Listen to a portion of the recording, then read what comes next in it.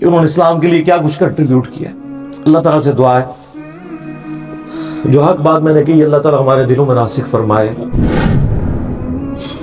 وسیلہ اور توسل پہ میرا مسئلہ 43 دیکھ لیں، اس میں نے اس آیت کو کوٹ کیا تھا. اور آپ دیکھیں جو ہدایت یہود و نصارہ کے پاس ریٹن فارم میں تھی انہوں نے انکار کیا، ان کو فائدہ نہیں ہوا.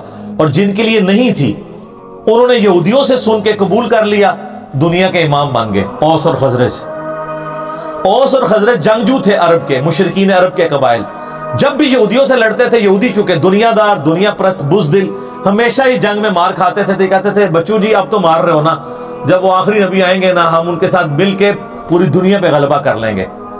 تو یہ اوس اور خزرج کے کان پک چکے تھے یہ بات سن سن کے، اور وہ ڈرتے تھے کہ یار ان کا مسیحا کب آئے گا وہ منجی اور ہادی بن کے، یعنی محمد رسول اللہ صلی اللہ علیہ وسلم. جب وہ آئے تو یہ تو اپنے بابوں کے پیچھے لگ گئے علماء یہود کے. اوس اور خزرج نے یہودیوں سے پہلے ہی ان کا یار یہ وہی پیغمبر نہ ہو.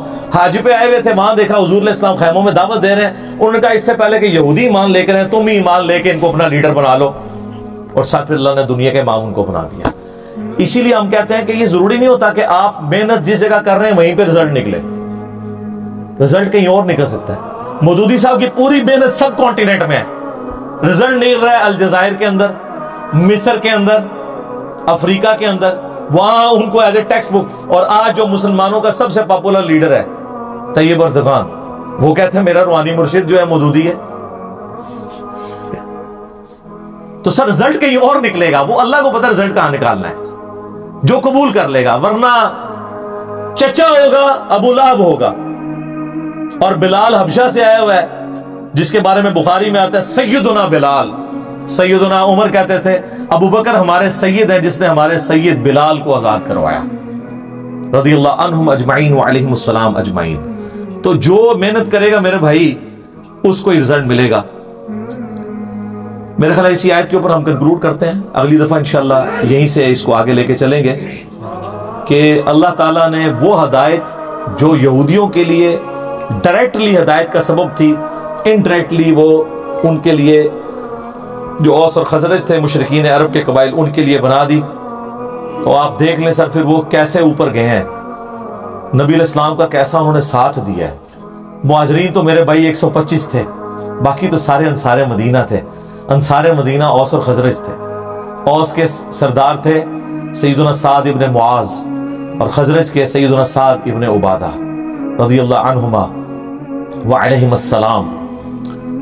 155 اصحاب صفا جن کا کوئی سورس آف انکم نہیں تھا، روزانہ ان کا 2 وقت کا کھانا سعد ابن عبادہ کے گھر سے جاتا تھا.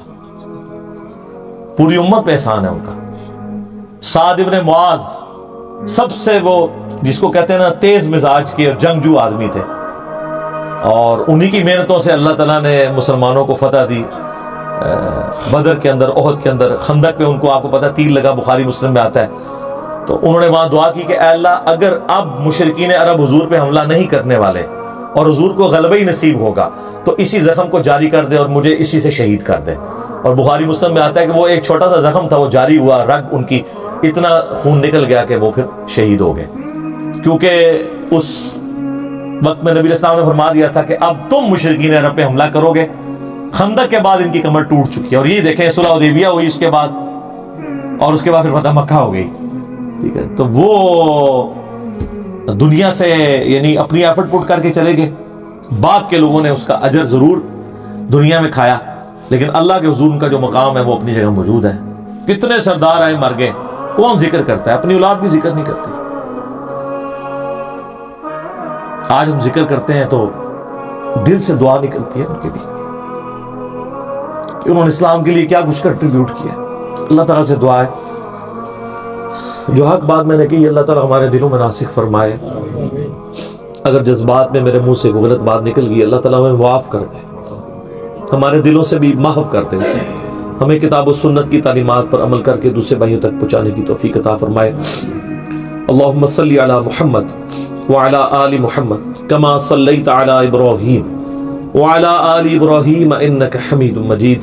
اللہم بارک علی محمد وعلی آل محمد کما بارکت علی ابراہیم وعلی آل ابراہیم انک حمید مجید. سبحانک اللہم وبحمدک اشہد ان لا الہ الا انت استغفرک واتوب الیک وما علینا الا البلاغ المبین. جزاکم اللہ خیرا واحسن الجزاء.